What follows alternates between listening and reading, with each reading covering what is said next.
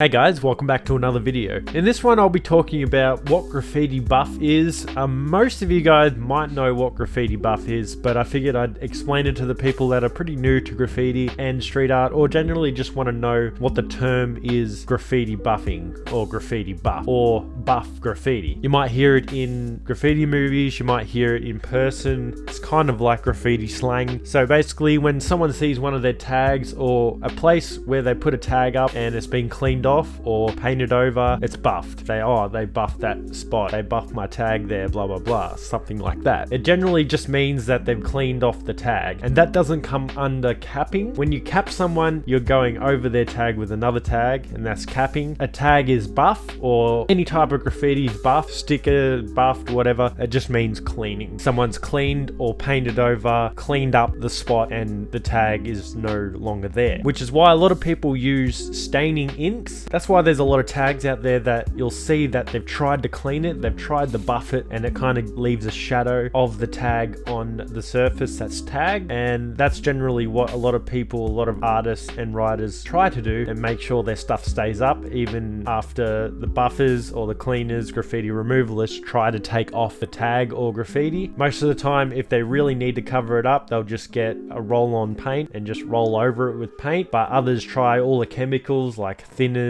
paint stripper. Some even use high pressure hoses, gurneys, stuff like that. But in most cases, it's pretty hard to get off if you're using markers that have staining inks. Paint is kind of easier to remove depending on the paint. Generally just paint thinner or methylated spirits. Similar to nail polish remover, sometimes we'll take off paint graffiti on like a smooth surface. Sometimes it depends on the paint really, but when you go into the aspect of how they're going about removing the graffiti off the surface, it depends what they're using. And they try to use heaps of different stuff, and sometimes they try every chemical that they possibly have, even proper graffiti removal that you can get in a can, or spray on stuff, anything, and they still can't do anything. That's generally what they do, and sometimes the tag doesn't get buffed at all. So that's pretty much it. That's what buff is, graffiti buff. That's what that means. And generally most artists do like to find inks and paint that are hard to buff, and if you're looking for that kind of stuff when buying ink or making homemade ink,